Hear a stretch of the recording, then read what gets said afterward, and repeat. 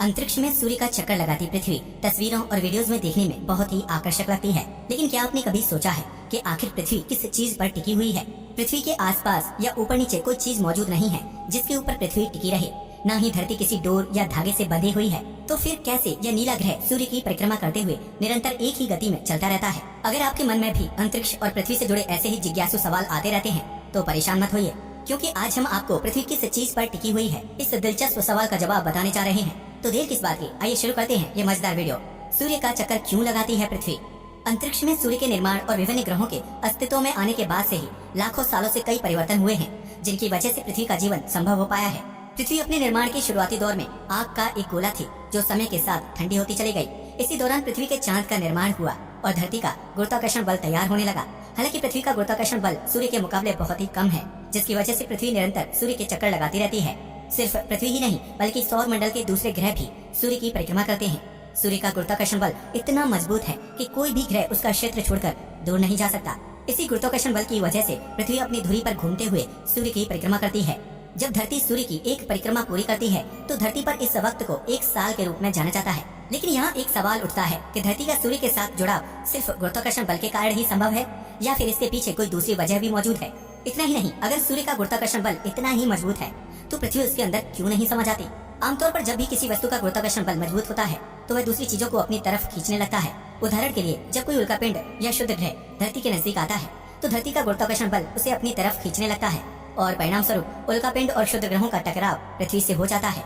ऐसे में ये कहा जा सकता है कि काले अंतरिक्ष में पृथ्वी सूर्य से सिर्फ गुरुत्वाकर्षण बल से ही नहीं जुड़ी हुई है, बल्कि उसके स्पेस में टिके होने के पीछे कोई दूसरी वजह भी शामिल है। दरअसल पृथ्वी अपनी धुरी पर 24 घंटे में एक बार घूमती है, जिसकी वजह से पृथ्वी पर दिन और रात के बीच परिवर्तन संभव हो पाता है। 24 घंटे में पृथ्वी के एक बार घूमने की इस प्रक्रिया को रोटेशन कहा जाता है। वहीं जब पृथ्वी अपनी धुरी पर घूमते हुए एक साल में अपना एक चक्कर पूरा करती है तो उस प्रक्रिया को रिवॉल्यूशन कहा जाता है। सूर्य पृथ्वी समेत प्रत्येक ग्रह को अपने गुरुत्वाकर्षण बल से बांधे हुए है, जिसकी वजह से सभी ग्रह उसकी परिक्रमा करते हैं। ऐसे में सवाल खड़ा होता है कि आखिर सूर्य ने इतना बड़ा गुरुत्वाकर्षण बल कैसे तैयार किया होगा, जिसकी वजह से सभी ग्रह उसके आगे पीछे घूमते रहते हैं और अंतरिक्ष में एक ही स्थान पर टिके रहते हैं। सूर्य का गुरुत्वाकर्षण तय करता है पृथ्वी का स्थान। सूर्य के गुरुत्वाकर्षण बल को समझने के लिए आपको अंतरिक्ष की बनावट और उसमें सूर्य की मौजूदगी को समझना होगा, जिसकी वजह से ही सौर मंडल के ग्रहों का स्थान तय हो पाता है। अंतरिक्ष में सूर्य और ग्रहों की मौजूदगी को लेकर महान वैज्ञानिक अल्बर्ट आइंस्टाइन ने एक थ्योरी दुनिया के सामने रखी थी, जिसे जनरल रिलेटिविटी थ्योरी के नाम से जाना जाता है। इस थ्योरी के हिसाब से स्पेस में जब कोई वस्तु अपना स्थान ग्रहण करती है तो वह बैंड करके कुछ दूरी तक अपनी खुद का हिल स्फीयर रीजन का निर्माण कर लेती है। ऐसे में उस हिल स्फीयर रीजन में आने वाला कोई भी पिंड या ग्रह उस वस्तु के आसपास घूमते हुए उसकी परिक्रमा शुरू कर देता है। ऐसा ही कुछ सूर्य के गुरुत्वाकर्षण बल और सौर मंडल के सभी ग्रहों के साथ होता है, क्योंकि सभी ग्रह सूर्य द्वारा बनाए गए हिल स्फीयर रीजन के अंदर मौजूद हैं। इस प्रक्रिया को आप आसान शब्दों में इस तरह से समझ सकते हैं। मान लीजिए कि अंतरिक्ष एक विशाल चादर के समान है, जिसमें सूर्य की उपस्थिति एक बहुत बड़ी और भारी भरकम गेंद की तरह है। ऐसे में जब सूर्य रूपी उस भारी भरकम गेंद को चादर पर फेंक दिया जाए तो उसके वजन से चादर में गड्ढे का निर्माण हो जाएगा। सूर्य द्वारा अंतरिक्ष में बनाए गए इस गड्ढे की वजह से उसके आसपास मौजूद छोटे ग्रह उसकी तरफ आकर्षित होने लगे, क्योंकि अंतरिक्ष में मौजूद सूर्य का वह गड्ढा एक बहुत बड़े गुरुत्वाकर्षण क्षेत्र का निर्माण करता है।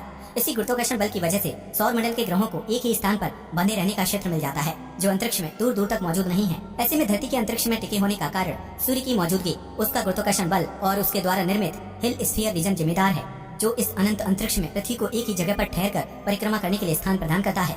सूर्य में क्यों नहीं समाती पृथ्वी? अब आप ये तो समझ गए होंगे कि अंतरिक्ष में पृथ्वी किस चीज पर टिकी हुई है, लेकिन इस जवाब के साथ एक सवाल ये भी खड़ा होता है कि अगर सूर्य का गुरुत्वाकर्षण पृथ्वी को बांधे हुए है तो पृथ्वी या दूसरे ग्रह उसके अंदर क्यों नहीं समा जाते?